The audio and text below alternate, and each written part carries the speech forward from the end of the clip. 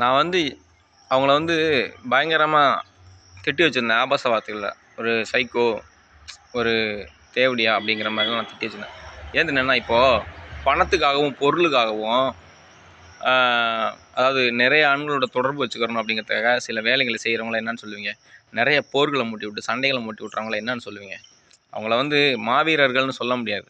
அதாவது தேவையில்லாத விஷயத்துக்கெல்லாம் வந்து ஒருத்தர் கூட போர் நடத்துகிறேன், அவங்கக்கிட்ட உள்ள பொருள்கள் உடைமைகள் எல்லாத்தையும் அபகரிச்சுக்குருவேன், அந்த பெண்கள்லாம் கடத்தி கொண்டு போய் அவங்களெல்லாம் விபச்சாரத்தில் ஈடுபடுத்துவேன் அப்படின்னு சொல்கிறவங்கள நான் என்னன்னு சொல்ல முடியும்? சம்மந்தமே இல்லாமல் ஒரு ஒரு அரச குடும்பத்தை சேர்ந்தவங்களோ இல்லை மற்ற பெண்களையோ ஒரு விபச்சாரத்தில் கொண்டு போய் தள்ளும்போது அவங்கள வந்து என்னன்னு சொல்ல முடியும்? அது மட்டும் இல்லாமல் நிறைய பேரை கொலை செய்கிறவங்களாம் என்னன்னு சொல்ல முடியும்? அதாவது படும் மோசமாக, அதாவது இது வரைக்கும் நடந்த அதிபயங்கர கொலைகள், மரணங்கள், இந்த யுத்தங்கள் இது எல்லாமே இவங்களால தான் நடந்துச்சு. அதுக்காக தான் நான் அப்படி திட்டினேன்.